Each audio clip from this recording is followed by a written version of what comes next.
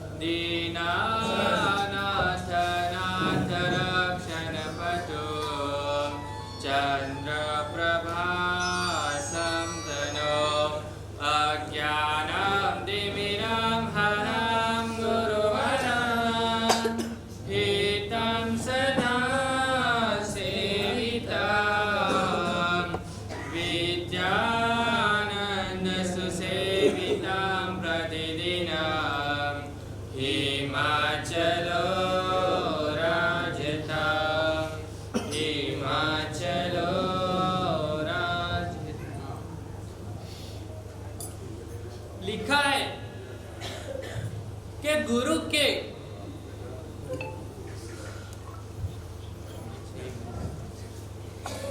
गुरु गोविंद दोनों खड़े काके लागो पाए बलिहारी गुरुदेव की गोविंद कहा है कि गुरु गोविंद दोनों खड़े किसको लागू पाए। गुरु गोविंद ये गुरु महान होते हैं जो अपने जीवन के अंदर जब व्यक्ति जीवन को सुधारना है तो उसको गुरुदेव के पास जाना पड़ता। जिसको गुरुदेव के चरणों में जाने वाला व्यक्ति दुनिया में कहां भी जाए उसको झुकाने की कोई ताकत नहीं है। जिस गुरु के चरणों में जिस व्यक्ति झुक जाता है उस व्यक्ति को दुनिया में कहीं झुकने की जरूरत नहीं होती। हम गुरुदेव को नहीं, पर हमारा पुण्य कमजोर है, हम उन व्यक्तियों को दर्शन नहीं कर पाए क्योंकि व्यक्ति एक विशिष्ट रूप के अंदर जन्म लेकर इस दुनिया के अंदर सुवास फैलाकर जाता है। सुवास की दुनिया के अंदर फैलाकर जाता है। वो व्यक्ति हमेशा इस जीवन के अंदर हमेशा वो व्यक्ति इस दुनिया के अंदर भले हमारे बीच नहीं होते हैं, पर हमको लगता है हमारे गुरुदेव साक्षात हमारे बीच बैठे हैं, साक्षात हमारे बीच में गुरुदेव है। प्रत्यक्ष नहीं पर परोक्ष हम कह सकते, विश्वास से, श्रद्धा है, हम गुरुदेव के पास रह रहे हैं, ऐसा अनुभव हो रहा है। पर हम कुछ भी संकट आ जाए, किसी भी संकट के अंदर जब गुरुदेव को याद करें तो हमारा संकट तुरंत दूर हो जाता है। ऐसे गुरुदेव कहते भुवन तिलकम सुतम जनयंती जननी जनयंती। इस तीन भुवन में कोई विरल माता होती है, कोई अच्छी माता होती है, वो ऐसे पुत्र को रत्न को जन्म देती है। ऐसे पुत्र रत्न को जन्म देकर उन कुक्षी को भी धन्य बनाए। उस विरल माताएं को भी आज याद किया जाता है, क्योंकि विरल माता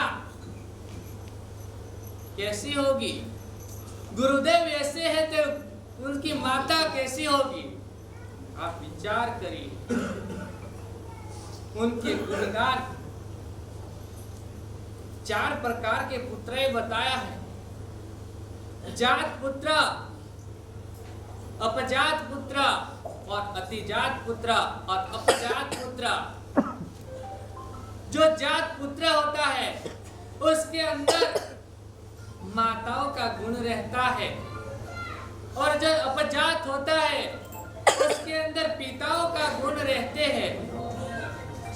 और पिता और माता के भी बढ़कर अत्यंत गुणवान होता है व्यक्ति, अत्यंत गुणवान होता है। ऐसे हमारे गुरुदेव हमारे बीच में अत्यंत गुणवान पुत्र के रूप में आज जन्म हुए हैं। जन्म से लेकर अंतिम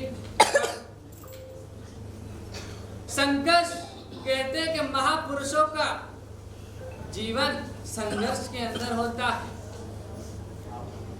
इसके लिए ज्ञानी भगवंत ने कहा कि गुरु जो हमेशा अंधकार के अंदर से उजाला के अंदर लाने वाला है, ऐसे गुरु हमारे हिमाचल गुरुदेव है।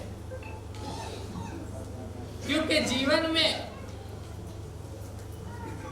उनकी माताओं ने, उनके पिताएं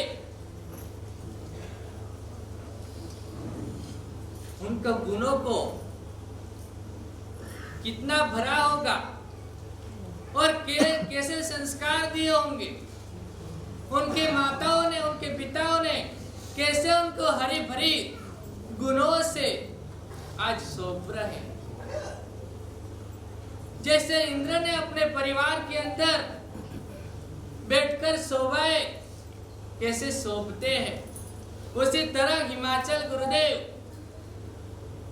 अपने परिवार के साथ शोभायमान हो रहे हैं। जैसे सूर्य सुबह उदित होता है, सारी दुनिया को प्रकाश देकर शाम को अस्त हो जाता है, उसी प्रकार गुरुदेव ने भी ज्ञान और चारित्र उत्कृष्ट आराधना कर करके अपना जीवन को उच्च कोटि का बना करके चारे दिशाओं के अंदर प्रकाश फैलाकर गए हैं। उनको क्या गुणानुवाद करें हम। उन खुद अपनी कीर्ति चारों तरफ फैलाकर गई, प्रकाश को फैला कर करके अपना जीवन को धन्य बनाकर इस मृत्यु लोक से उनकी विदाई हुई तो उस व्यक्ति को याद क्यों करते हैं? गुरुओं को याद क्यों करते हैं? क्योंकि उपकारों का उपकार हम कब नहीं भूल सकते। उपकारों का उपकार भूलने हमारा बस की बात नहीं है। कहा कि उपकार के उपकार किसी को भूलना नहीं चाहिए। ऐसे आप गुरुदेव का जीवन एकदम उच्च कोटि का आराधना करते थे। अनेक प्रकार के उनकी घटनाओं आप बहुत सुने होंगे। एक एक घटनाओं उनकी क्या चमत्कार से एक एक घटनाओं उनकी चमत्कारमय आपने लोगों को देखी भी होगी। क्योंकि अब गुरुदेव ने चमत्कार अपने आप हो जाता है। जहां गुरु जाते हैं ना विचार करते करते वो अपने आप उसके देवता भी उनको नमस्कार करते थे। देवता भी नमस्कार गुरुदेव को करते थे। आप भैरू जी को आप देख रहे हो, उनकी चौकी कर रहे थे, उनकी प्रदक्षिणाएं लगा रहे थे। इस घटनाओं को आप सुनो तो आगे गुरुदेव आपको बता रहे हैं। और मैं इतना ही कहूंगा, प्रभु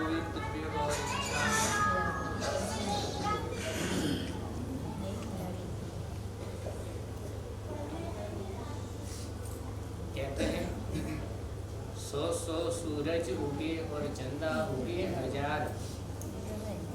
सूरज चंदा दोनों ही भले, फिर भी गुरु बिन घोर अंधकार।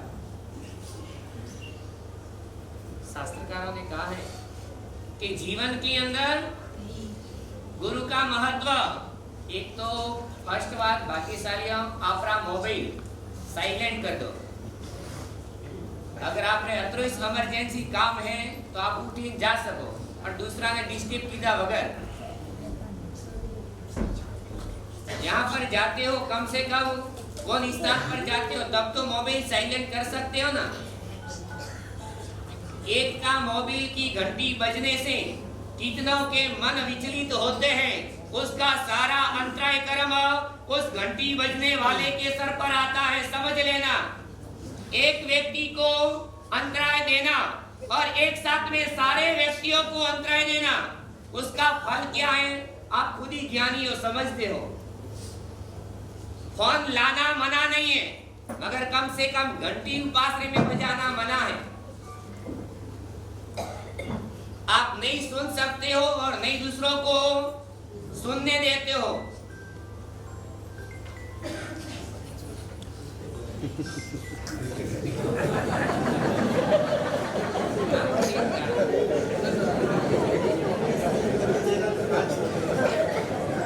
यह मेवाड़ की भूमि आपको हकीकत में अगर गुरुदेव का जीवन सुनना है ना, और आपके मन में अगर जिज्ञासा है, हमें हमारे गुरुदेव की जीवनी जाननी है, अगर आपने ये नक्की है तो 100% कह सकता हूँ, भले आपके बाजू में मोबाइल बजे आपको घंटी सुनाई नहीं देगी। अगर आपके मन में है, खाली टाइम पास करना है तो बस हैंग होने देला। ज्ञानियों ने इस मेवाड़ की भूमि, वीरों की शौर्य भूमि, महाराणा प्रताप की मेवाड़ के प्राण स्वरूप व कोमलगढ़ भूमि के गोद में स्थित और धर्म नगरी केलवाड़ा, उस केलवाड़ा नगरी के अंदर धर्मनिष्ठ श्रावक जिनका नाम यथा नाम तथा गुण व गुलाब सिंह जी और उसी गुलाब चंद जी के बगीचे के अंदर एक गुलाब का फूल खिलता है। मेवाड़ से प्रजा से गुरुदेव के गुणानुवाद क्या करना, यानी मेवाड़ के अंदर हर बच्चे के जन्म के समय में जैसे माँ नौकार सुनाती है, वैसे मेवाड़ का हर एक बच्चा हिमाचल श्री महाराजा के जीवन से परिचित है। मगर कुछ ये गुरु की गरिमा के स्वरूप मैं गुरु पद की महिमा दर्शाऊंगा। उनका जीवन, उनका सौंदर्य, उनका अस्तित्व मेवाड़ वासियों के हृदय के अंदर यह गुरु एक धड़कन की तरह है। इसमें ज्यादा विशेष समय भी नहीं लूंगा और विशेष, मगर ये मेवाड़ की भूमि और इस गुलाब चंद जी के घर के अंदर विक्रम संवत 1964 के अंदर जेठ सुदी निर्जला 11 के दिन,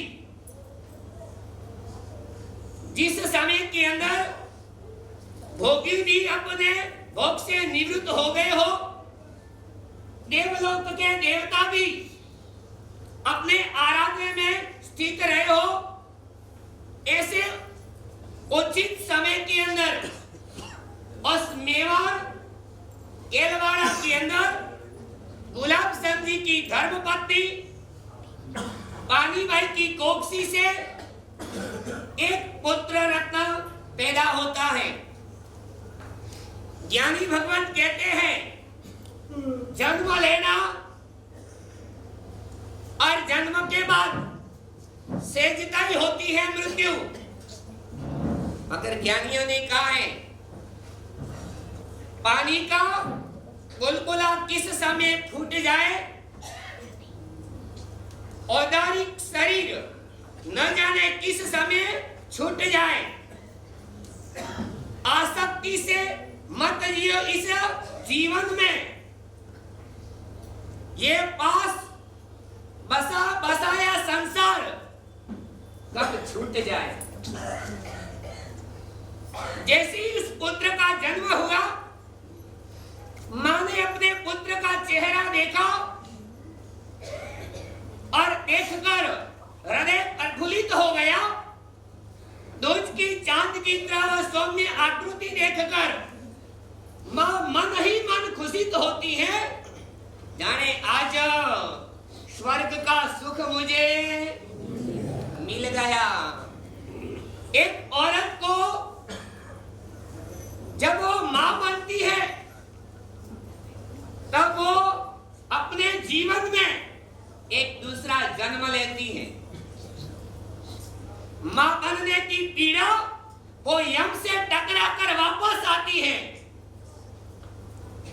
उस मां ने जैसे पुत्र का चेहरा देखा, सारा दुख दर्द भूल गई और उस गुलाब को इतना सुविकसित बनाने के लिए उसने अपना तन मन पर धन जोड़ दिया। धीरे धीरे वह हीरा जैसे जैसे बड़ा होने को आता है, 1 साल का होता है, 2 साल का होता है, और वही गुलाब चंद जी का बेटा सौम्य आकृति वाला फक्त मां एवं पिता का ही दिल नहीं हरता, पूरे नगरवासियों का दिल हर लेता है। वह हीरा सबको प्रिय लगने लगता है। मगर कहते हैं ना कि जीवन के अंदर कभी सुख तो कभी दुख सहज है। 2 साल गुजरने के बाद जैसे अब 2.5 साल लगता है और एक दिन अचानक उस हीरे के जीवन के अंदर वेदनीय कर्म का उदय होता है और उसके गले के अंदर एक गांठ हो जाती है। क्या होती है? एक गांठ होती है। माँ ने एक अस्पताल नहीं छोड़ा, माँ ने एक वैद्य को नहीं छोड़ा। करते करते 1 साल होने को आ गया, मगर हीरे के गले में कोई भी सुधार नहीं आ रहा। अब वह माँ हताश होती है, दीन होती है, रुदन करती है। अब इस लाल को बचाओ तो भी बचाओ कैसे? वैद्य ने किया, इसके गले में जो ये कंठमाला हुई है, यह माला इसके जीवन के अंदर, अगर ये माला फूट गई अंदर, तो ये कंठमाला इसका जन्म पूर्ण कर देगी। यह माला इसके प्राण हरने की ये माला है। अब उपचार करने के बाद में भी कोई सुधार, पानी से रुदन करती है। अब कहाँ जाऊं? वैद्य ने भी हाथ झड़ लिया, घर पर हताश बैठती है। और उस समय कोई सहारा देने वाला मिलता है और कहता है कि अगर अपने गांव के पास ही गांवगुड़ा नगर के अंदर एक यतिवर्य है, वह जबरदस्त चमत्कारी है। कहते हैं उनका चमत्कार भी अच्छा है और हो सकता है हीरे को तू वहां लेकर जाए और तेरा इस पुत्र का यह गुरु भगवान कोई उपाय बता दे। कहते हैं ना, समुद्र में डूबने वाले को सहारा भी काफी होता है। इतने संघर्ष के अंदर भी उस पानी को एक सहानुभूति मिली, एक आशा हृदय में जगी। हो सकता है गुरु के पास जाऊं और मेरा लाल बच जाए। वह तुरंत गौतम जी महाराज के पास उपासने में जाती है और जाने के बाद वो जोर जोर से रुदन करने लगती है। गौतम जी महाराज कहते हैं, बहन रुदन क्यों कर रही हो? उसने कहा, भगवान मेरा हृदय का एक टुकड़ा है और ऐसा रोग के अंदर ग्रस्त हो गया है, सबने इसका इलाज करने से हाथ झटक दिया है। अब एक फक्त आपका मुझे सहारा है कि आप इस दुखियारी पर कोई न कोई जरूर करुणा बचाएंगे। मैं आप पर एक आशा लेकर आई हूँ, आप मुझे निराश।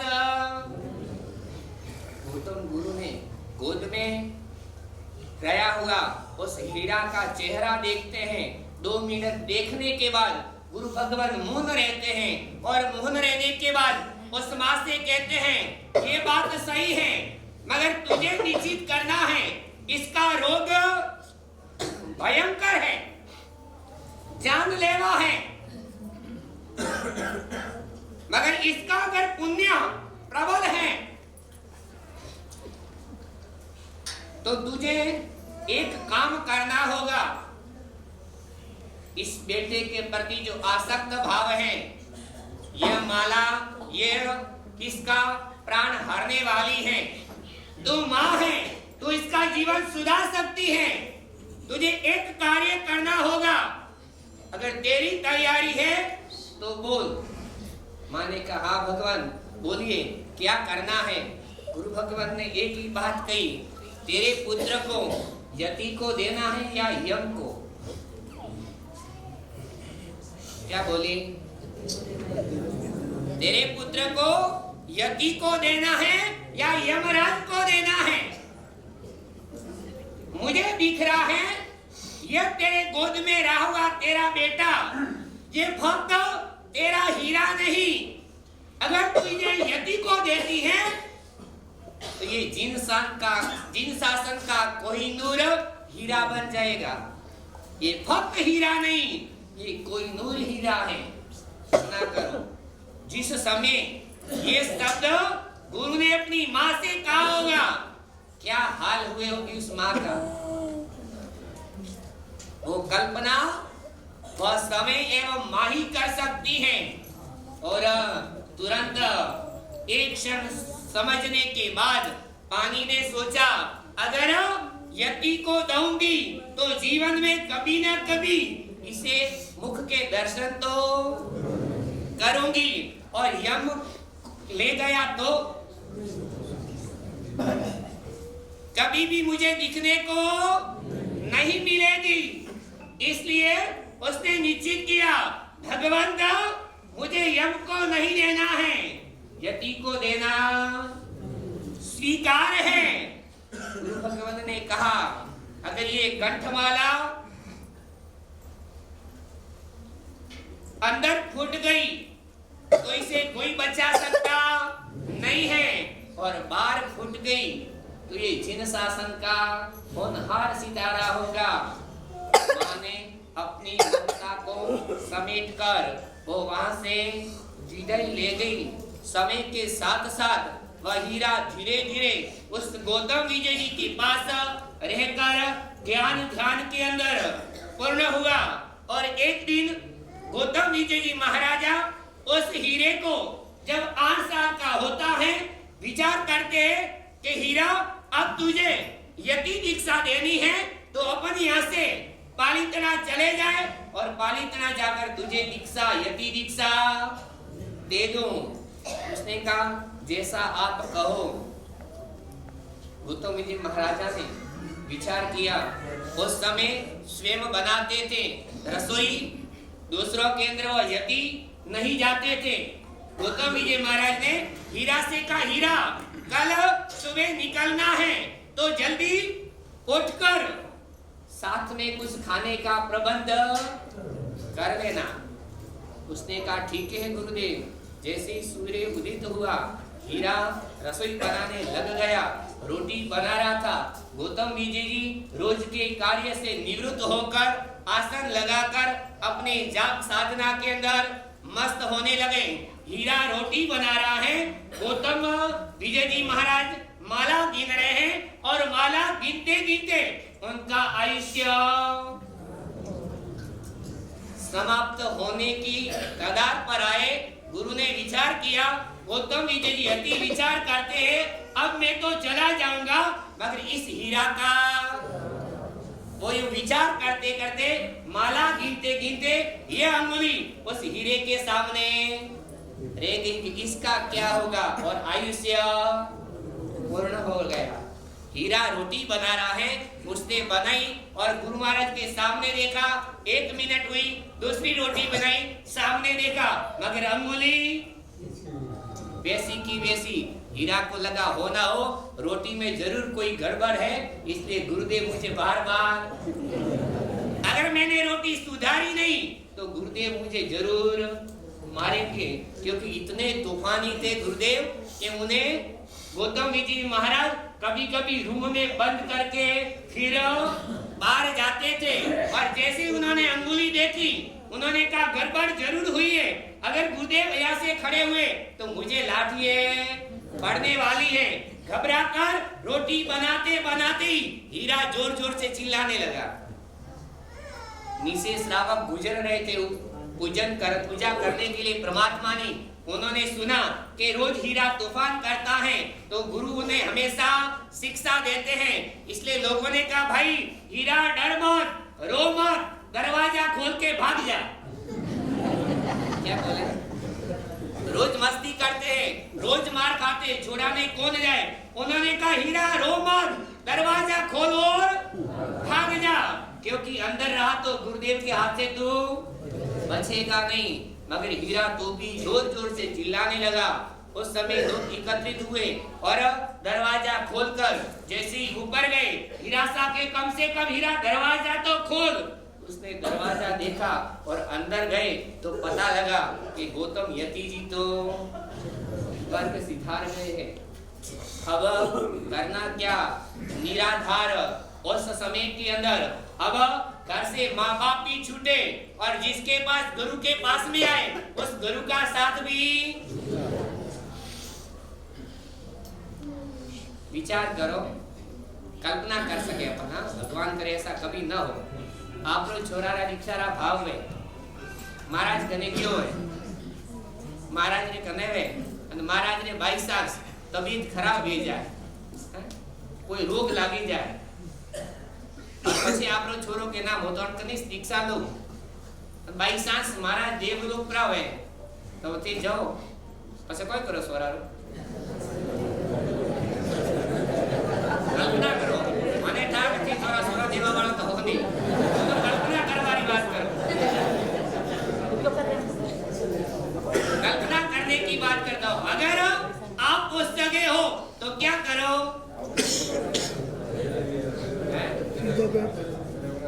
मंसूरा ने कोई करो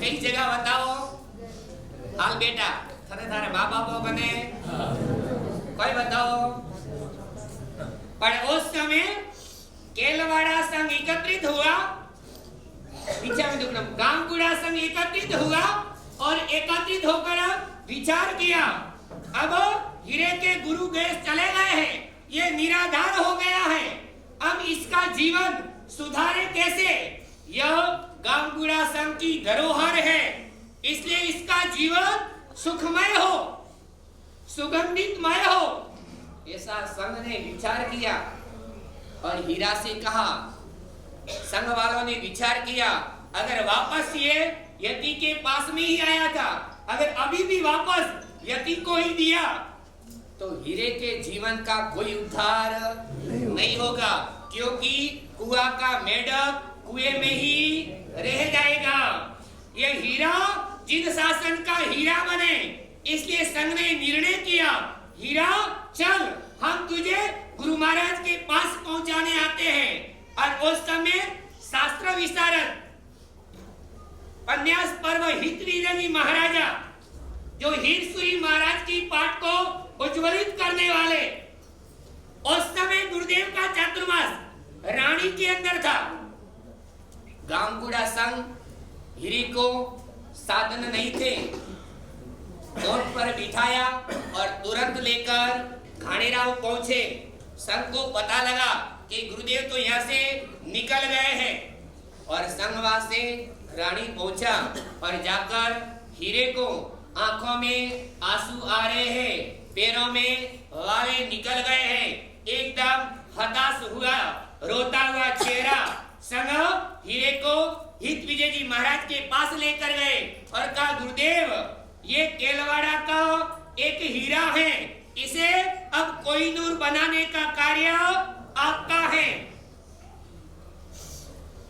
इसके गुरु यति गौतम विजय जी थे वो देवलोक हो गए अब इस पर आप करुणा बरसाओ और इस बुझे हुए बगीचे को वापस एक हरा भरा करो गुरुदेव ने करुणा निधान हितवे जी महाराजा ने असहाय व्यक्ति को अपनी गोद में लिया और जैसे हीरा ने अपना सर गुरु की गोद में रखा और धीरे धीरे उस हीरे के जीवन के अंदर एक नई रोशनी आने लगी गुरुदेव के पास 1 साल तक रहकर उस हीरे ने अध्ययन किया और उचित समय देखने के बाद हितवेद जी महाराजा ने विक्रम संवत 1980 के अंदर मक्सर सुदी पंचमी के दिन उस हीरे पर हस्तक्षेप किया और हीरे में से मुनि हिम्मत विजय बना दिया अब हीरा हिम्मत विजय बनकर अपने गुरु की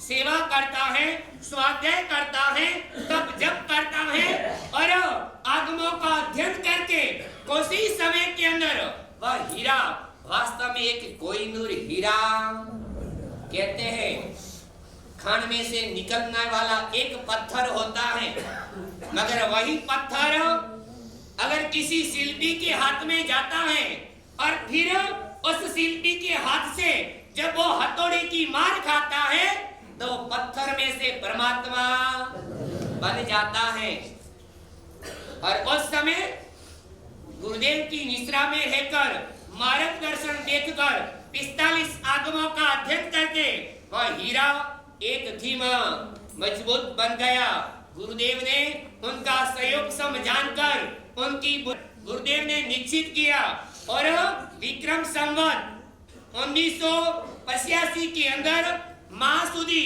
पंचमी के दिन उन्होंने पन्यास पद एवं गणित पद से अलंकृत किया अब गुरुदेव के साथ विचरण करते करते वह हीरा इतना जबरदस्त बन गया कि जहां जहां पर जाता है जिन शासन की वाह करवाता है।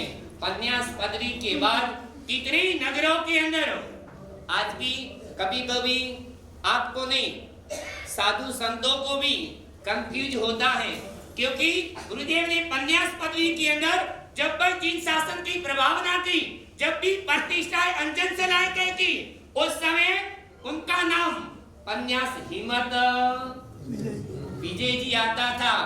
और उस समय के बाद जिन शासन की प्रभावना करते करते संघ ने समय देखा, उनकी योग सम देखा और कहा अब हीरा ये पन्यास पद से भी ऊपर उठे। और उस समय संघ ने उन्होंने वडील भ्राता कमल विजय जी महाराजा से प्रार्थना की कि हे भगवंत, अब इस हीरे को पन्यास पदवी नहीं, क्योंकि आपकी चल रही हीर सूरी महाराज की पाठ परंपरा से 14 पाठ तक आपके दादा गुरु पन्यास हित विजय जी महाराजा रहे, मगर ये हीर सूरी महाराजा से लगाकर इतने पाठ पन्यास पदों से सुशोभित हुआ है। अब हमारी इच्छा है कि ये 15वीं पाठ पर हीरा पन्यास नहीं, एक आचार्य बनकर सुशोभित हो। उस समय कमल विजय महाराजा ने उचित समय देखकर अपने लघुबंदी का सहयोग सम देखने के बाद उन कमल विजय महाराजा ने विक्रम संवत 2001 में घाणीराव नगर के अंदर सूरी पद से सुशोभित किया। और उस समय पन्यास हिम्मत विजयसी से निकलकर आचार्य हिमाचल सूरी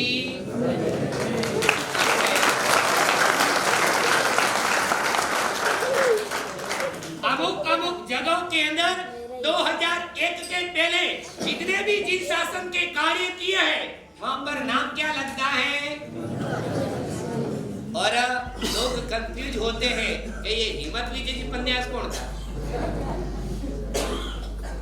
वर्तमान में गुरुदेव को कैसे जानते हैं, हिमाचल सूरी से ही जानते हैं। उस समय उन्होंने गुरुदेव से जब आचार्य पदवी का समय नजदीक आई, पदवी की भाषा से सूरी मंत्रता कर रहे थे, उस समय हिम्मत विजय महाराजा ने अपने भाई से गुमान विजय जी कमल विजय महाराजा से मजाक की कि साहिब आप कोनी हिम्मत रो मतलब कोई वे हेम यानी कोई बर कोई वे यानी बर्फ, उसका काम तो कोई है ठोस कठोर, क्या है कठोर है। तो साहिब ये हिम का मतलब होता बर्फ कैसा होता है, खाने वाले को ठंडा लगे मगर गुण कोई है, गुण कोई है, कटे सोट लागे ब्लड इकट्ठ होवे डॉक्टर कने जाओ डॉक्टर कोई के क्यों भाई, क्योंकि लोखंड को काटता है, गर्मी से गर्मी ही कटती है। इसलिए उन्होंने कहा भगवान का ये हिम का मतलब तो है गर्म होना, मारे तो गर्म नहीं रहना, ऐसा ठोस नहीं। आप ये नाम बदला नहीं सकते क्या। और उस समय उन्होंने भाई ने कहा सही बात है, तुझे ये जिन शासन विशाल प्रभावना करनी है, विशाल बनना है, इसलिए उन्होंने नाम हिमाचल सूरी। हिमाचल यानी क्या, हिमालय विशाल है, उस विशालता की तरह तू जिन शासन की प्रभावना करना। और उस हिमालय की विशेषता होती है, कोई वे कने पूछो है कोई वे, वो हिमालय क्या करता है, हर एक जीव को आश्रय रूप बनता है। क्या बनता है, उन पर्वतों के अंदर उन हिमालय पर कई जीव जाकर अपना आश्रय करते हैं, अपना बसेरा करते हैं। जहाँ उन्हें हर जगह संकट लगता हो तो अपने आप में वहां जाकर एक निश्चित होते हैं, हम यहाँ पर सुरक्षित हैं। बस संसार के अंदर भी दुखों से हताश हर एक व्यक्ति जब भी तेरे पास आएगा तो वो सुख का अनुभव करेगा, वो दुख को भूल जाएगा। और उसके बाद में उस कमल विजय महाराजा ने वासक्षेप किया और उनका नाम हिमाचल सूरी रख दिया। और इतना जबरदस्त उन्होंने आज वर्तमान काल के अंदर देख लो, हिमाचल सूरी महाराजा ने मेवाड़ नहीं छोड़ा, कटे जिंदगी पूरी हुई। हिमाचल सूरी ने जिंदगी भर मेवाड़ नहीं छोड़ा, मगर मेवाड़ वालों ने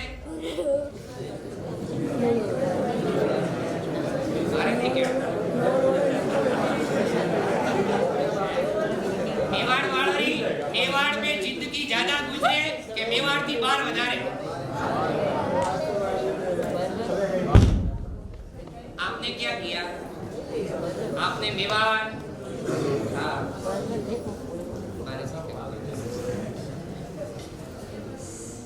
चार महीने के अंदर भी यहाँ पर गुरु भगवान का आश्रय था, गुरुदेव की निष्ठा थी। हकीकत में कहना कितने चार पूजा वाले हकीकत में कहना क्यों लागो भाई हमके तो बॉम्बे तो पूरी जिंदगी रहो, मगर हमके तो 4 महीना गुरुदेव करने जाए ने चला घर में वटे लुगायो इज्जत नहीं दे, तू वटे रावटिस पड़िया बॉम्बे आपना पीछा में टिकट लेना था, रिटर्न टिकट यानी कहने का मतलब गुरुदेव ने पूरी जिंदगी मेवाड़ में गुजारी। वो चाहते, वो अपने परिवार को चाहते तो गुजरात में जाकर कितने ही जीवों को निकाल कर वो अपनी जिंदगी की मिसाल खड़ी करके जाते। आज उनके परिवार में आपको 5-7 साधु देखने को नहीं मिलते। अगर उन्होंने आपको छोड़ दिया होता तो उस गुजरात के अंदर आज उनके परिवार में 50-50 साधु देखने को मिलता। वो गुजरात से लेकर आ सकते थे। रोके कोई कीधो खतरा दीदा है। उन्होंने अपनी परवाह नहीं की, अपनी परिवार की परवाह नहीं की। उन्होंने किसकी परिवार की? मेवाड़ की। जन्मभूमि को केलवाड़ा में नहीं किया है, जन्मभूमि केलवाड़े रही, होशियार गुजा नहीं है। अपने को अपनी भूमि से लगाव है। गुरुदेव को मेवाड़ से लगाव था। मेरी मेवाड़ की प्रजा मूर्ख न रहे, मेरी मेवाड़ की प्रजा धर्माधीश बने, मेरा मेवाड़ धर्म की धरोहर बने। इसलिए जी जान लगाकर उन्होंने मेवाड़ के अंदर अपना विचरण किया। आज हम तो आजादी से रह सकते हैं। जिस समय गुरुदेव ने विहार किया उस समय नहीं यहाँ कोई रास्ता था, नहीं कोई हाईवे था, नहीं कोई गोचरी का ठिकाना था। आज तो हमें मेवाड़ के अंदर थोड़ी आज का सोरन कोई भावे, इडली समोसा कोई केवे, हमारा कोयरा कोई मरे। यानी यहाँ मेवाड़ के अंदर आज हमें भी इडली डोसा और मिठाई मिलती हैं, मगर उस समय के अंदर तो राबड़ी नहीं ठिकाना नहीं था। क्या बात है? उस समय राबड़ी के भी ठिकाने नहीं थे। हर घर के अंदर बस 2 ही वस्तु थी, आलू कोदा ने मौड़ा। कोई तो घर घर में खावारो कोई तो, इसके अलावा कुछ नहीं था। पूरा दिन श्रावक खेती के अंदर मेहनत करता था। कब आता था? रात को आता था और जैसे ही सूर्य उदित होता था वापस कहाँ जाता था? किसके भी हृदय के अंदर धर्म है, अगर उस धर्म का कोई बीज बोने वाला है तो कौन है? एक हिमाचल सूरी। और इसीलिए ज्ञानी भगवंतों ने गुरु की विशेषता बताई है कि जीवन के अंदर गुरु के अलावा कुछ नहीं है। आज जो मेवाड़ के अंदर जीन्स एवं टी-शर्ट और टाई लगाते हो ना, उस समय सड़ियों रे ठिकाना नहीं था, नागा भरता था। उस समय ये गुरुदेव ने इस मेवाड़ को जगाया और मनुष्य भाव की सार्थकता समझाई के जीवन एक गवार की तरह जीने वाले, उसे आज ये धर्मनिष्ठ बनाने वाले हैं, तो भक्त एक गुरु और वह हिमाचल सूरी महाराजा। इसलिए ज्ञानी भगवंतों ने कहा है कि जीवन के अंदर गुरु है तो सब कुछ है, और जीवन में गुरु नहीं है तो कुछ। इसलिए शास्त्र में कहा है कि सारी पृथ्वी लेखनी करो, कागज करो लेखनी करो वनराज। कवि गुरु की महिमा पर कहता है सारी पृथ्वी का गज करो लेखनी करो वनराज, सातव क्षेत्र की मसी करो गुरु गुण लिखा न जाय। गुरु की महानता बताते हैं। और उस समय एक बार इंद्र के सभा के अंदर किसी व्यक्ति ने कहा कि भाई इस पृथ्वी पर सबसे महान कौन? क्या कहा? सबसे महान कौन? पृथ्वी पर सबसे महान कौन? उस समय एक व्यक्ति ने कहा कि भाई इस अगर यहाँ पर कोई मान है तो कौन है? बस गुरु से देवताओं ने निश्चित किया, बताइए कि इस संसार के अंदर महान कौन है? उस समय किसी ने कहा कि भाई वास्तव में अगर कोई सबसे बड़ा मान है तो भक्त पृथ्वी है। कौन है? क्योंकि वो हर व्यक्ति को ऊपर रखती है। अच्छी सुगंधित पदार्थ नाके तो भी कुछ नहीं बोलती है, और गंदा पदार्थ नाके तो भी वो कुछ भी नहीं बोलती है। इसलिए इस पृथ्वी इस संसार के अंदर सबसे अगर कोई बड़ा है तो कौन है? पृथ्वी बड़ी है। और उसी समय किसी व्यक्ति ने जैसे ही कहा, इंद्र ने कहा आपने बराबर कहा है, सही बात है, पृथ्वी सबसे मान है। इसलिए उन्होंने कहा भाई इस देव का बहुमान करो। किसने कहा? इंद्र ने। ऊपर संसार में और इंद्र में कोई फर्क नहीं है कि ऊपर एक जना चढ़ावे दूसरे को नहीं करे, ठीक है ना? मैं नहीं मानता। अगर वो कहे पृथ्वी बड़ी है तो फिर वो शेषनाग पर क्यों खड़ी है? किसने कहा? देव ने कहा अगर पृथ्वी बड़ी है तो फिर शेषनाग पर क्यों खड़ी है? इसलिए अगर कोई बड़ा है तो कौन है? इंद्र ने कहा भाई ठीक है, तो कहे तो बात तो हंसी है, पृथ्वी शेषनाग पर ही खड़ी है, चलो तेरी बात सही है, आप खड़े हो, आपका बहुमान किया जाता है। जैसे ही बहुमान करने के लिए आगे हुआ, पास वाला बोला मुझे तो हर चीज मंजूर।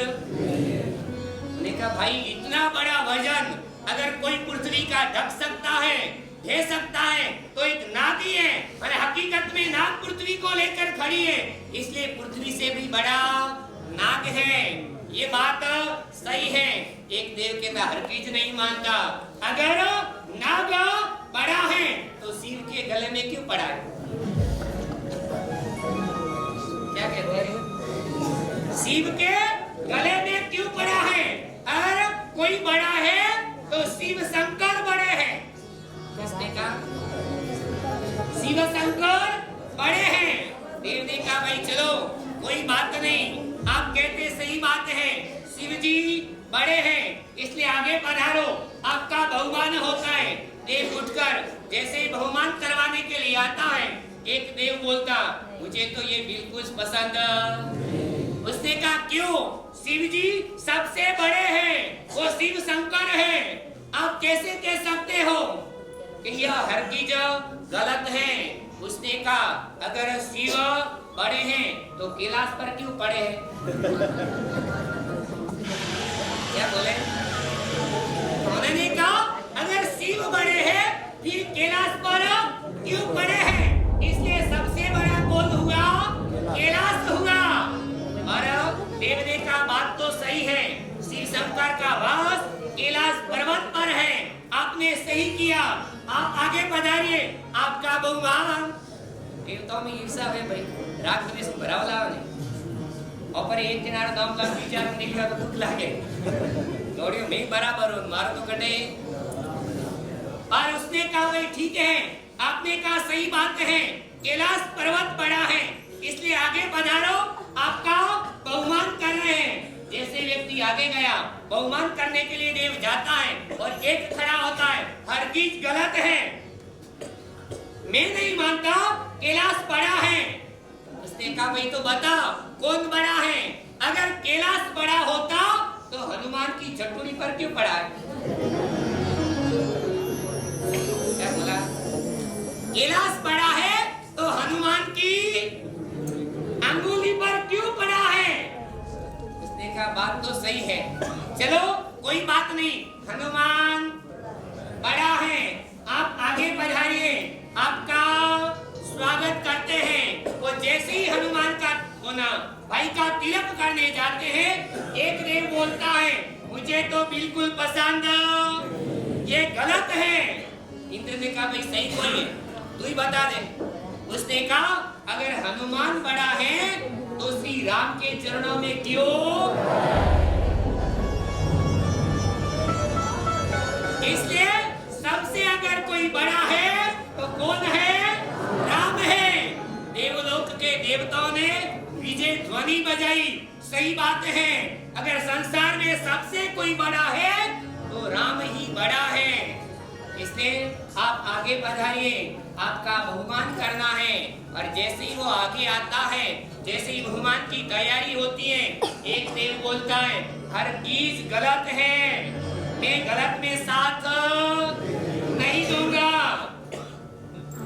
तो उसने कहा भाई राम से बढ़कर तो कोई नहीं है, राम सबसे बड़े हैं। कहते हैं ना राम राखे ने कोई नहीं, इसलिए राम तो सबसे बड़े हैं। उस देव ने कहा नहीं हरगिज नहीं। तो उसने कहा भाई ठोस बता कौन बड़ा है? और उसने कहा अगर राम बड़े हैं तो गुरु वशिष्ठ के चरणों में क्यों पड़े हैं? क्या बोले?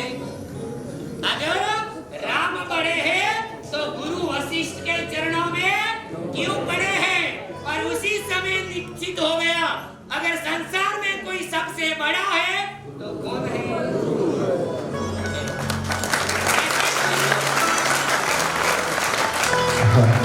जय जय गुरुदेव। ऐसे जीवन के अंदर हकीकत में जीवन में अगर गुरु नहीं है तो जीवन कभी भी शुरू नहीं हो सकता।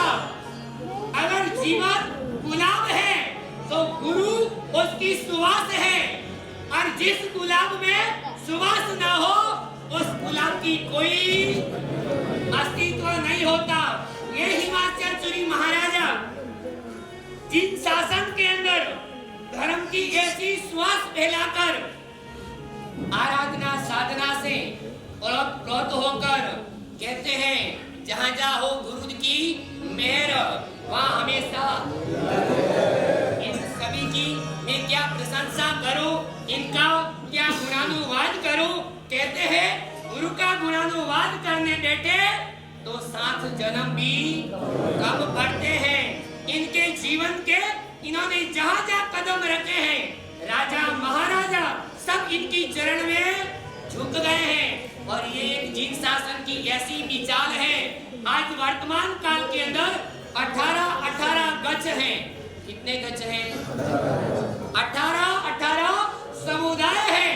18 समुदायों के अंदर कितने साधु भगवत हैं, कितने मुनि भगवत हैं, कितने आचार्य भगवत हैं। हर एक समुदाय के अंदर एक नाम के आपको 2-2, 3-3, 4 गुरु भगवत मिलेंगे। कितने मिलेंगे? एक समुदाय के अंदर कितने एक नाम के कितने मुनि भगवत बनेंगे। मगर ये ऐसी धरोहर है कि 18 समुदाय के अंदर ना भूतो ना भविष्यति, नहीं कभी ऐसा हिमाचल हुआ है और नहीं कभी ऐसा। जय जय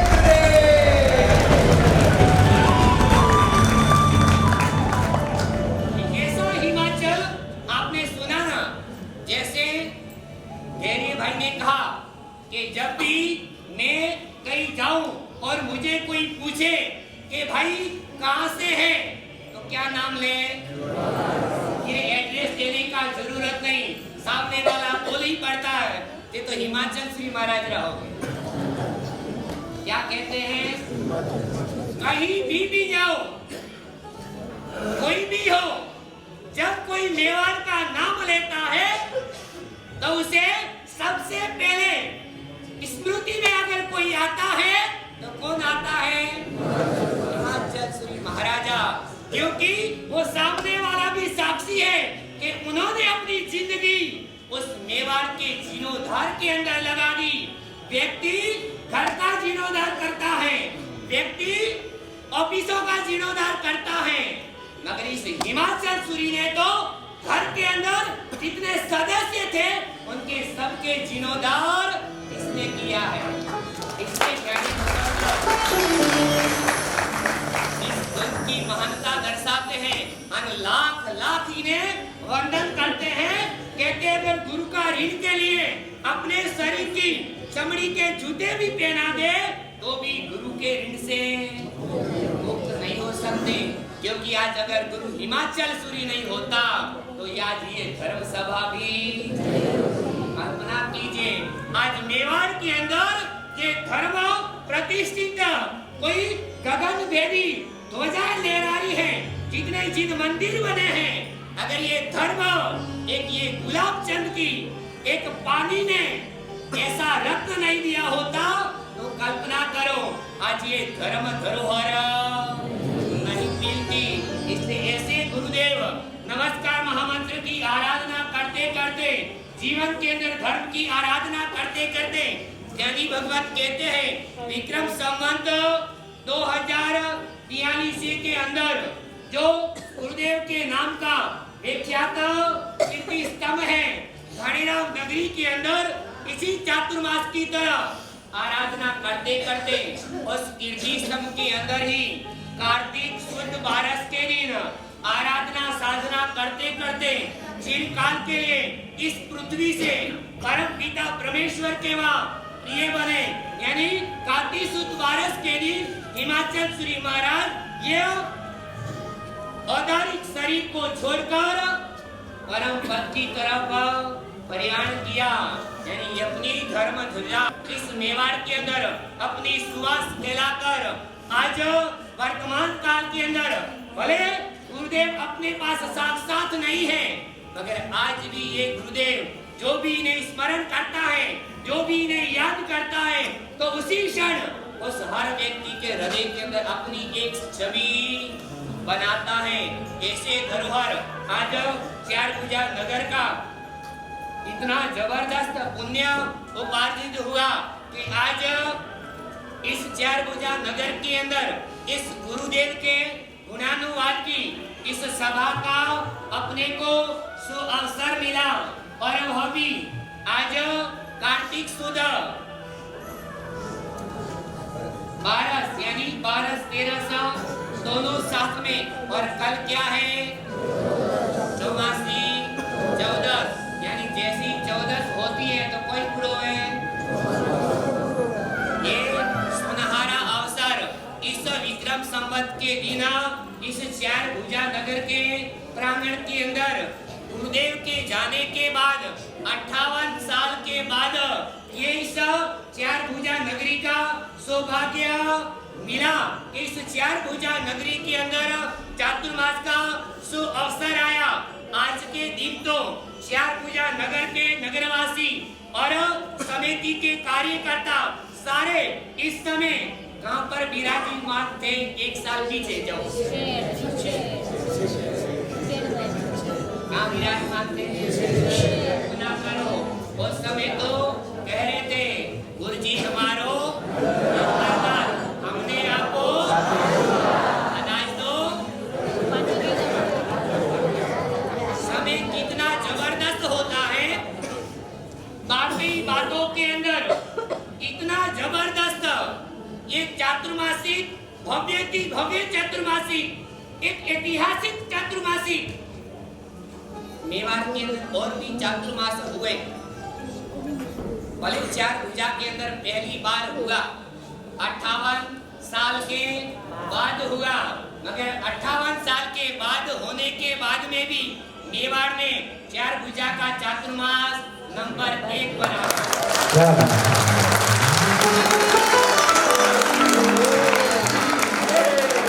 जय जय दुर्गे।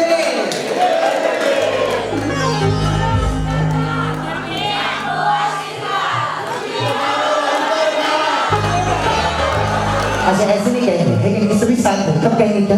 कारण गांव की एकता के कारण सब गांव वासियों ने, कोई भी हो घर के अंदर भी शादी करते हैं ना, तो भी वहां पर भी निश्चित किया जाता है कि भाई शादी करनी है तो शादी किसके भरोसे?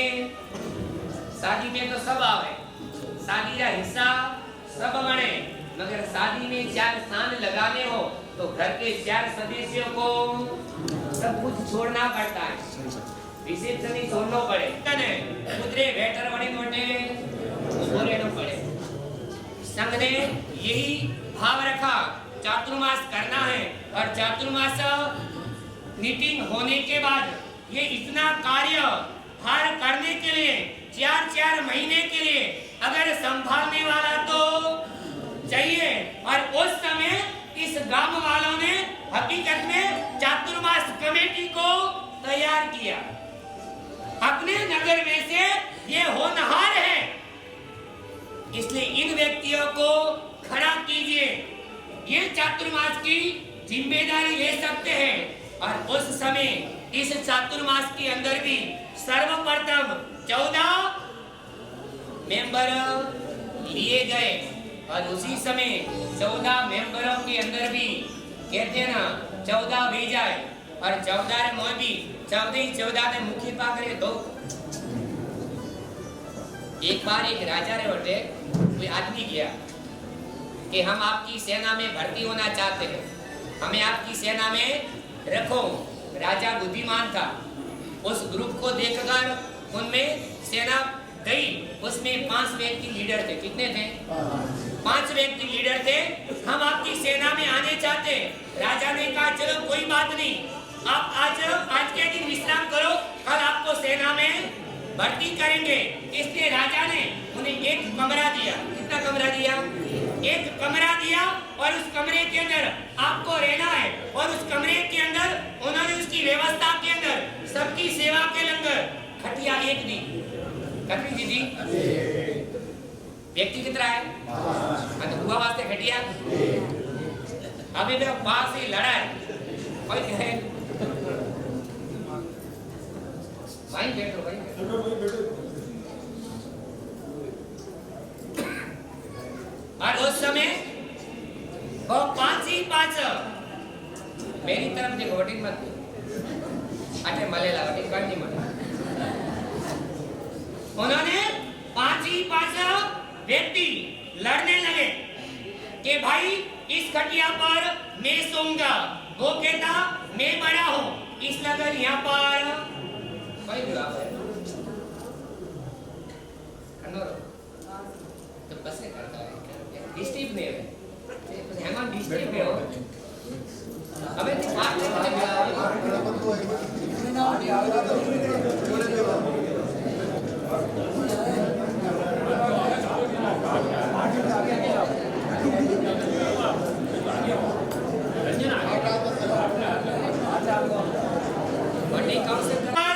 मैं सोऊंगा, और फिर उन्होंने निश्चित किया चलो ये खटिया है, यहाँ पर कोई नहीं सोएंगे। इसलिए उन व्यक्तियों ने 5 ही 5 इकट्ठे हुए, खटिया बीच में रखी, और 5 ही 5 खटिया की तरफ पैर करके राजा ने सिपाही रखा था कि रात का कार्यक्रम देखना, और उस सिपाही ने जाकर राजा से कहा ये अनहोनी रात को ये घटना घटी है। सुबह वह सब सीना काटकर राजा के पास में गए और कहा राजा हमें आपकी सेनाओं के अंदर भर्ती करो। राजा ने कहा चला ये खटियार मैं अतरो निश्चित नहीं करा कि कणार हुणो है तो हमारी सेना हमारी प्रजा को निश्चित करेला। श्री राजा ने कहा आप हमारी सेना में भर्ती होने के लायक नहीं हो, इसलिए निकल जाओ। और उस समय 4 भुजा मीटिंग होने के बाद में भी 4 भुजा सदस्यों ने भी संघ ने ये निश्चित किया कि अपने होनहार कर्मकर्ता मेहनत करने वाले वफादारी 14 व्यक्तियों को खड़ा किया और 14 के अंदर भी 13 व्यक्तियों ने मिलकर उन्होंने भी इसलिए 14 के अंदर भी एक अग्रणीय अपना होना चाहिए। और उस समय उस कमेटी अध्यक्ष के स्वरूप यह सुरेश भाई का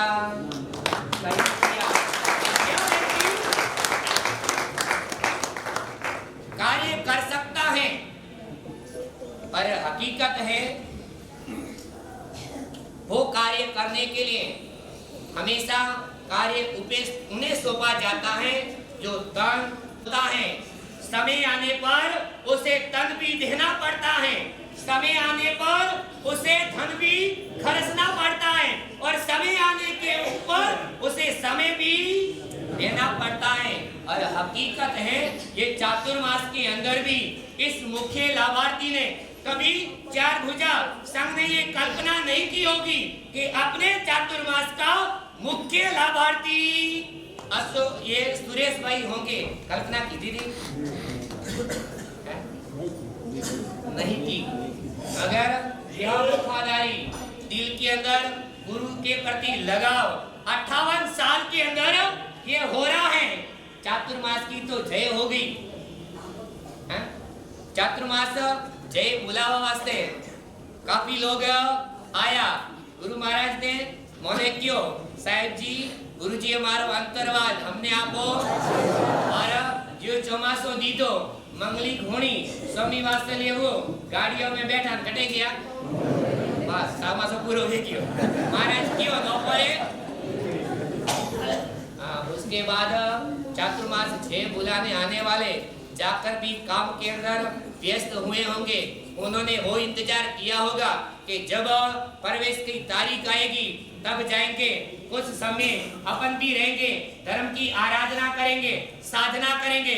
मगर कब चातुर्मासिक होने बोलने के बाद जिस दिन से जय बोली उसी दिन से चातुर्मास आरंभ हो गया। उन्होंने चातुर्मास में 4 चांद लगाने के लिए नहीं दिन देखा और नहीं रात देखी और वही उनकी मेहनत। उस समय आपने जुलाई के अंदर 5 जुलाई के अंदर आपने देखा कि इसकी मेहनत। 4 भुजा में और भी चातुर्मास हुए, 4 भुजा नीचा में जो मेवाड़ में और भी चातुर्मास हुए, मेवाड़ में और भी आराधना हुई, मेवाड़ में और भी चातुर्मास प्रवेश हुए। मगर 4 भुजा का चातुर्मास का प्रवेश आज भी लग रहा है। ये हकीकत है जैसे चातुर्मास की भावना भाई चातुर्मास नक्की हुआ, अब चातुर्मास तो करवाना। मगर गुरु भगवान भी आएंगे बिठाना का है, गुरु भगवान आएंगे तो चातुर्मास के अंदर खाली महाराज ही नहीं आए, उन्होंने भी जॉन बुलाओ, वीन तो एक बनाओ और सोनिया वीन ने तो कटे बेराओ तो बही जाए, एक बार बही जाए।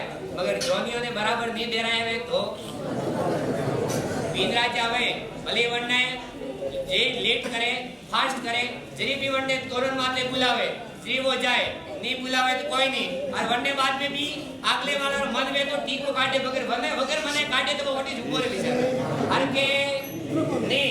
मगर जोनियों ने टाइम माते सेवा नहीं की दिवे तो चर्चाओं रो विषय बन जाए। मगर 4 भुजा संघ के अंदर इन कर्ताओं ने ये मेहनत की और हकीकत में आज देखो ये धरोहर खड़ी है। अपन ने ये कल्पना नहीं की थी कि ऐसी आराधना भवन 4 भुजा के अंदर किया था।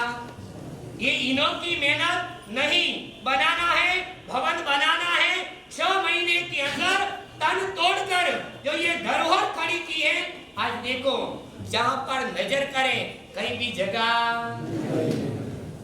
पर काफी लोग आवे तो देखेंगे अटे तो पहले जोनो उपासरो होतो नहीं हो एक भाई वही उपासरो ना ना जगह के नवी जगह ली थी, इतना मोटो तो नहीं तो भाई के इतना बड़ा नहीं था।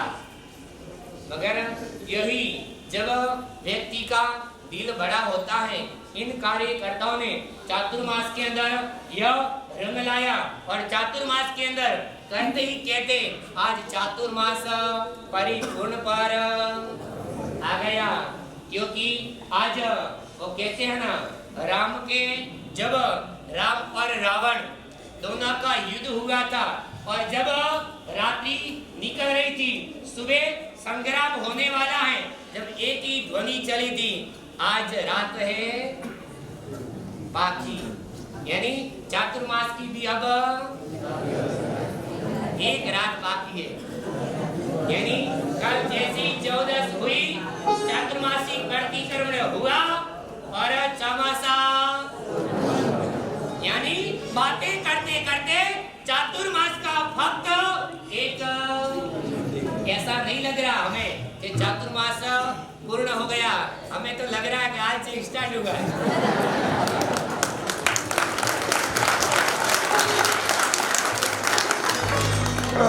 बस ऐसी चार भुजा नगरों के अंदर भी सब सदस्य ने एक संघ ही नहीं, हमारा 13 पंथ संघ भी इन मंदिर के संघ के साथ में काफी लोग के काल एक भाई आया था, के साहब जी वो के 13 पंथी हो, मैं क्यों मने तो था नहीं, मारे कने आया हो तो एक इस पंथ में वो मारो इस पे काफी हम तो 13 पंथ है, मैं क्यों यहाँ 13 है कि कोई बंदे का है। चार भुजा के अंदर तो मेरा पंथ है, जो मेरे पास आता है वो मेरा है, मुझे पता नहीं। और हकीकत में चार भुजा के अंदर यह सब लोगों का हाल दोनों ही संघ और 36 कुंभ के अंदर अन्य जाति वालों के बहुत हृदय के अंदर भाव, चातुर्मास के अंदर भी वाणी सुनने के इतने उद्गार भाव, जब भी जाते हैं हर एक प्रवचन में आते हैं और एक के बाद 36 कुंभ भी, यहाँ के गुजर समाज देखो, यहाँ के सोनी समाज देखो, यहाँ के सेन समाज देखो, कोई भी जितने हैं सबके एक ही हृदय के अंदर है। अब चातुर्मास के तो एक दिन भी बाकी है, जैसे ही लगता था कि ये चातुर्मास पूर्ण होने वाला है, यहाँ से जितने भी बहन बेटियां निकलती है ना, एक बात करे, हम बासी शायद नदी पा जाई, बासी तो होनो ग्रेन पा जाई, हमें गली ने बहुत किकर आवला, आ गली होनी लगाई। यानी चातुर्मास के अंदर दोनों के हृदय में भी ये है कि अब हमें गुरु भगवान यहाँ से कितना भाव, यानी नगर बहुत ही धर्मनिष्ठ ये नगरी, और उसके अंदर भी आज जी जान से कहते हैं ना, गुरु के प्रति जब श्रद्धा होती है तब कुछ देखा नहीं जाता।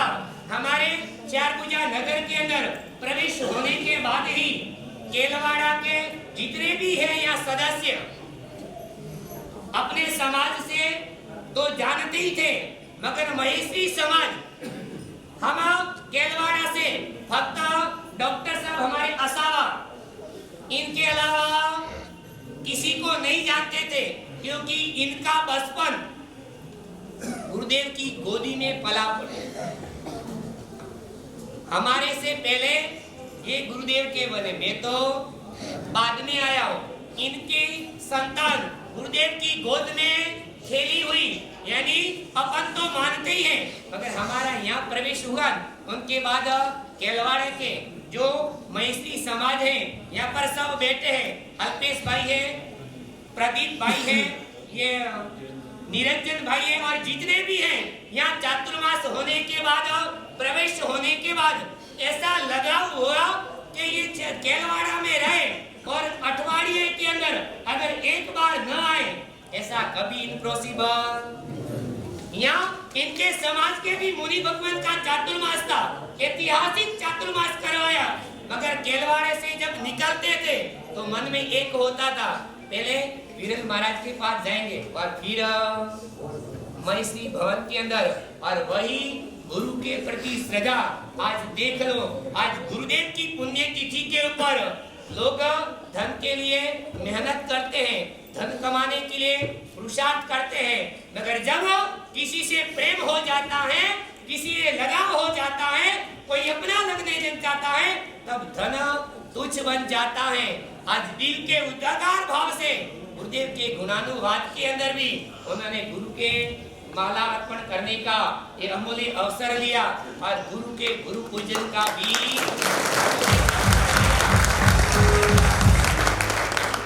ये गुरु के प्रति समर्पण भाव है। बस इस गुरु के गुणानुवाद के दिन बस इतना ही कहूँगा कि जीवन के अंदर गुरु रखिए और गुरु रखकर जीवन के गुरु पर समर्पित हो जाइए, श्रद्धा भाव रखिए तो हर एक इम्पॉसिबल कार्य आपका पॉसिबल बन जाएगा। यानी मझधार के अंदर भी आपको किनारा मिल जाएगा। बस आप भी अपने गुरु के प्रति वफादारी रखें, गुरु पर समर्पित रखें और अपनी गुरु को स्थापित करके अपनी जीवन की शुरुआत करें तो जीवन में लीला लेर होगा। हमारे प्रभु के आज्ञा विरुद्ध हमसे कुछ कहने में आया हो और चातुर्मास के अंदर भी कल हमारी चातुर्मासी 14 से है, बड़ा प्रतिक्रम भी होगा और प्रतिक्रमण के बाद में भी चातुर्मास व्याख्यान के बाद देवानंद होगा और देवानंद के बाद पूर्णिमा के दिन ही यहाँ पर गिरिराज की भव्यति भव्य भाव यात्रा रखेगी। यानी ज्ञानियों ने कहा है भावे भावना भावी और भावे दीजे दान, भावे जिनवर पूजिए और भावे केवल ज्ञान। यहाँ पर पूर्णिमा के दिन गिरिराज की भाव यात्रा होगी और उस यात्रा के बाद हम यहाँ से आदिनाथ टू आदिनाथ, यानी यहाँ पर भी ये चारभुजा नगर है, चारभुजा नगर से निकलकर हिमाचल सूरी नगर में तो वहां जाएंगे। और यहाँ पर अगर किसी के भी चातुर्मास के अंदर भी और समिति के अंदर किसी का भी अगर हमारे मुनि परिवार एवं साध्वी जी परिवार की तरफ से किसी भी नगरवासियों को सदस्यों को क्यों कभी कभी बोलना भी पड़ता है, अगर कभी कुछ ऐसा बोलने में भी आया हो, कटु वचन कहने में आया हो, खाया हो, तो इस गुणानुवाद सभा के अंदर गुरु की साक्षी के अंदर और सामने त्रिलोकीनाथ परमात्मा की साक्षी के अंदर सभी यहाँ पर बैठे सदस्य, समिति के सदस्य, चारभुजा के और अन्य भी जितने भी जीव यहाँ पर बैठे हैं, अगर कभी भी हमारी वाणी से आपका मन दुखित हुआ हो, मन से, काया से और वचन से, तो सभी से क्षमा याचना मिच्छामि। जैसे गुरुदेव ने कहा कि 4 महीने मानो 4 दिन और 1 दिन बाकी है। गुरुदेव आज शाम को मंदिर के अंदर संध्या भक्ति है, चतुर्विधि संघ के द्वारा, संगीतकार के द्वारा नहीं। आप लोग तो कोई संघ नहीं से हो। और उसके बाद इसी हॉल के अंदर गुरु भगवान हिमाचल श्री महाराजा की आरती होगी। हर एक व्यक्ति के हृदय हाथ के अंदर दीपक दिया जाएगा और गुरुदेव से आरती करके ये प्रार्थना करनी है कि हे गुरुदेव, आपने इस संसार के अंदर अंधकार में से जीवों को प्रकाश की तरफ लेकर गए हैं। बस हम भी इस प्रकार का आपकी आरती उतारते हैं। जैसे ये दीपक अंधकार को भगाता है, बस हमारे जीवन में से भी जितने भी क्लेश हैं, जितने भी संक्लेश हैं, जितनी भी दुविधा है, बस इस दीपक की तरह हमारे जीवन में से भी प्रयाण हो जाए। गोया प्रभु की भक्ति के बाद यहाँ पर गुरुदेव की आरती की जाएगी। बचकान वाला